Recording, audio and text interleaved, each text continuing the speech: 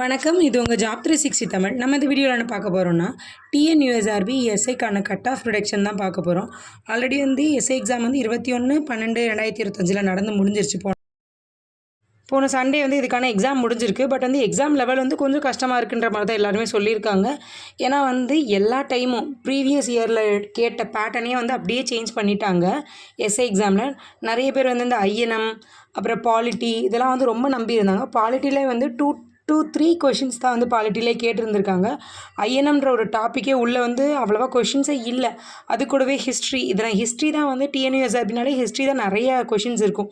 அப்படியே பேட்டர்னே வந்து 70% வந்து சேஞ்ச் பண்ணிட்டாங்க. 30% தான் வந்து சைக்காலஜி தான் வந்து பழைய மாதிரியே இருக்குது. 30% வந்து பேட்டர்னே சேஞ்ச் பண்ணி கேட்டிருக்காங்க. அப்படியே வந்து டிஎன்யூஎஸ்ஆர்பிக்கு பதிலாக டிஎன்பிசி படித்தவங்க எழுதுகிற மாதிரி தான் இருந்தது இந்த எக்ஸாமு. அது மட்டும் இல்லாமல் மாடல் கொஷின் பேப்பரில் இப்படி வந்து இந்த மாதிரி பேட்டர்னே இல்லை. ஏன்னா மாடல் கொஷின் பேப்பரை பார்த்து தான் வந்து எல்லாருமே வந்து ப்ரிப்பேர் பண்ணுவாங்க. அது கூடவே ப்ரீவியஸ் இயர் கொஷின், இது ரெண்டும் தான் வந்து ஒரு எக்ஸாம்னாலே ப்ரிப்பரேஷனுக்கு ஃபஸ்ட்டு இது ரெண்டு தான் ரொம்ப முக்கியம்.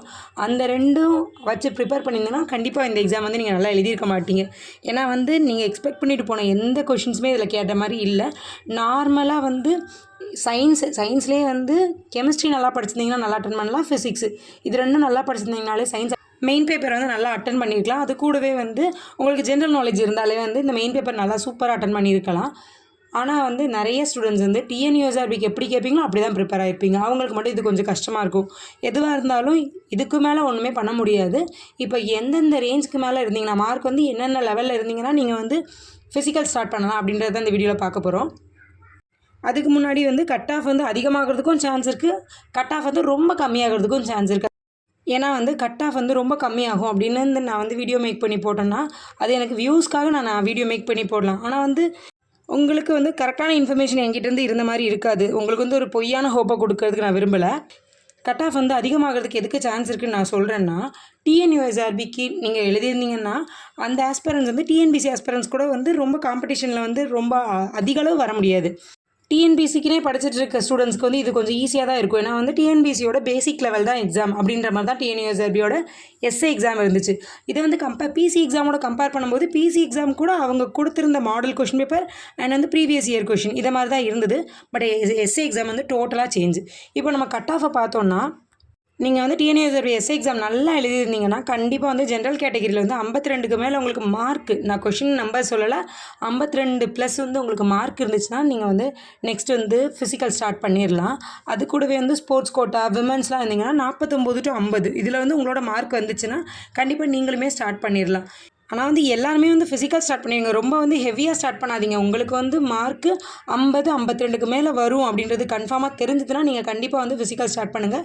மெதுவாக வந்து இப்போத்துலேருந்து ஸ்டார்ட் பண்ணால் தான் ரிசல்ட் வரும்போது நம்ம வந்து ஃபிசிக்கல் பண்ணிடலாம் அப்படின்ற ஒரு ஹோப் உங்களுக்கும் வரும். ஏன்னா வந்து ரிசல்ட் வந்து ஒரு மாதம் 2 மாதத்துலேயே வந்து உங்களுக்கு ஃபிசிக்கலும் வந்துடும். ரிட்டன் எக்ஸாமோட ரிசல்ட் வந்து 1.5 மாதத்துக்குள்ளேயே ஃபிசிக்கல் வந்துடும். அந்த 1.5 மாதத்துக்குள்ளே நீங்கள் போயிட்டு ஃபிசிக்கல் வந்து கிரவுண்டுக்கு போயிட்டு அதுக்கப்புறம் பண்ணிவிட்டு ரன்னிங்லாம் வந்து கண்டிப்பாக முடியவே முடியாது. அதனால் இப்போவே வந்து நீங்கள் வந்து ஃபிசிக்கல் ஸ்டார்ட் பண்ண ஆரம்பிச்சிருங்க.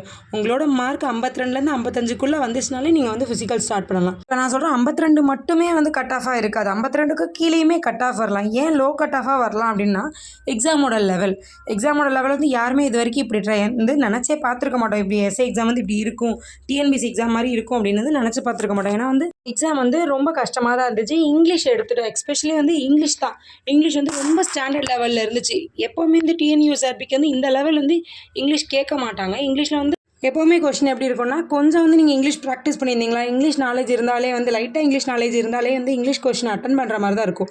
ஆனால் இந்த டைம் அப்படி கிடையாது. நீங்கள் வந்து எக்ஸாம் நிறையா போட்டு பார்த்துருந்தீங்கன்னா மட்டும்தான் இங்கிலீஷ் அட்டன் பண்ணி பார்க்க முடியும். நெக்ஸ்ட்டு ஹை கட் ஆஃப்க்கு காரணம் இருக்குன்னு சொல்லியிருந்தாலும் அது என்ன காரணம்னு பார்த்தோன்னா, ஆஸ் யூஷுவல் வந்து டிஎன்பிசி ஆஸ்பிரன்ஸ் தான், வேறு யாருமே காரணம் கிடையாது.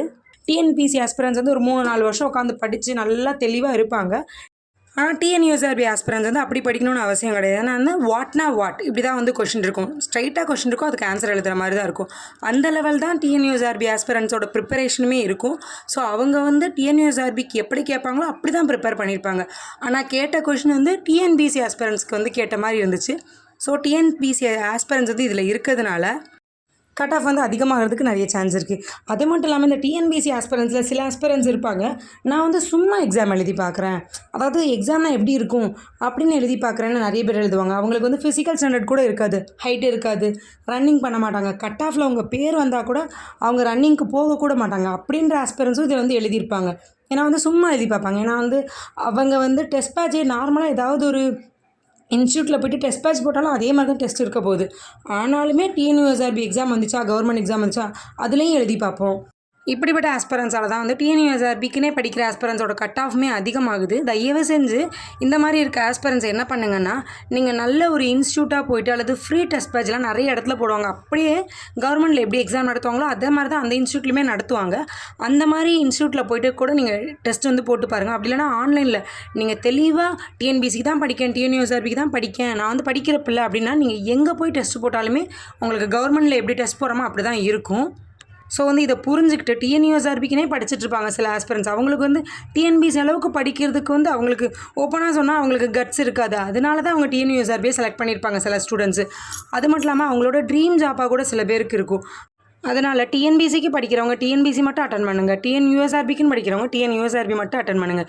நீங்கள் சும்மா அட்டன் பண்ணுறதுக்கு நிறைய இன்ஸ்டியூட் இருக்குது. அது மட்டும் இல்லாமல் ஃபிசிக்கல் ஸ்டாண்டர்ட் ஃபஸ்ட்டு இருக்குதான்னு பார்த்துக்கோங்க. கட் ஆஃப் வந்தால் கூட நான் வந்து போக மாட்டேன், கட் ஆஃப் வந்துச்சுன்னா கூட நான் ஃபிசிக்கல் போக மாட்டேன் அப்படின்னு வந்து நீங்கள் ஒரு பெருமையாக சொல்லணும்னு நினைக்கிறீங்க. ஆனால் வந்து அது சில பேரோட லைஃப் அப்படின்றத நினச்சிட்டு எக்ஸாம் அட்டன் பண்ண போங்க. அதுக்காக டிஎன்பிசி ஆஸ்பிரன்ஸை வந்து நான் அட்டன் பண்ணக்கூடாதுன்னு சொல்லலை, எதுலேயுமே வந்து நீங்கள் அட்டன் பண்ணாதீங்க அப்படின்னு சொல்லலை.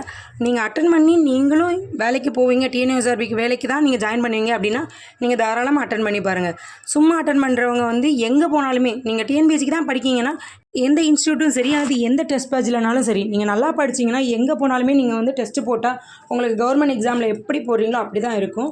அதனால தான் நான் வந்து இவ்வளோ டீட்டெயிலாக சொல்கிறேன். நான் டிஎன்யூஎஸ்ஆர்பி காக்கின்றது நிறைய பேரோட வந்து கனவாக இருக்கும். அது மட்டும் இல்லாமல் நிறைய பேரோட காதலுமே காக்கியாக தான் இருக்கும். ஸோ வந்து அதை வந்து புரிஞ்சுக்கிட்டு டிஎன்யூஎஸ்ஆர்பி ஆஸ்பிரன்ஸ்க்கு கொஞ்சம் வந்து வழி விடுங்க டிஎன்பிசி ஆஸ்பிரன்ஸ். அவ்வளோதான். இந்த வீடியோ எதுக்கு மேக் பண்ணோன்னா கட் ஆஃப் எவ்வளோ இருக்கும் அப்படின்ற ப்ரொடக்ஷன் பார்க்குறதுக்கு தான். நீங்கள் வந்து ஜென்ரல் கேட்டகரியாக இருந்தீங்கன்னா 52க்கு மேலே வந்து மார்க் இருந்துச்சுன்னா, நான் சொல்கிறது மார்க் தான், தெளிவாக புரிஞ்சுக்கோங்க. 52க்கு மேலே உங்களோட மார்க் இருந்துச்சுன்னா நீங்கள் வந்து ஃபிசிக்கல் ஸ்டார்ட் பண்ண ஆரம்பிச்சிருங்க. அதே இது விமன்ஸு பிஎஸ்டிஎம் வச்சுருக்கீங்க, ஸ்போர்ட்ஸ் கோட்டாவில் இருக்கீங்க அப்படின்னா நீங்கள் வந்து 40 to 50 மார்க்குக்கு மேலே இருந்தீங்கன்னா நீங்களுமே ஸ்டார்ட் பண்ண ஆரம்பிச்சிருங்க. இதை மாதிரி யூஸ்ஃபுல்லான டிஎன்யூஎஸ்ஆர்பிக்கான அடுத்தடுத்த அப்டேட்டான நியூஸ் தெரிஞ்சுக்கிறது நம்ம சேனலை சப்ஸ்கிரைப் பண்ணிவிட்டு பெல் ஐக்கானில் ஆல் செட் பண்ணி வச்சுக்கோங்க. அப்போ தான் நான் போடுற அடுத்தடுத்த அப்டேட்டான நியூஸ் வீடியோஸ் வந்து உங்களுக்கும் வரும். கூடவே வந்து நம்ம சேனலை சப்ஸ்கிரைப் பண்ணி வச்சுக்கோங்க. இந்த வீடியோ உங்களுக்கு யூஸ்ஃபுல்லாக இருந்துச்சுன்னா வீடியோவை லைக் பண்ணிவிட்டு உங்கள் ஃப்ரெண்ட்ஸ் அண்ட் ஃபேமிலி மெம்பர்ஸ் யாராச்சும் டிஎன்யூஎஸ்ஆர்பி எஸ்ஏ எக்ஸாம் எழுதியிருந்தாங்கன்னா அவங்களுக்கு இந்த வீடியோவை ஷேர் பண்ணி கட் ஆஃப் எவ்வளோ வருது அப்படின்றதையும் தெரிஞ்சுக்கோங்க. தேங்க்யூ.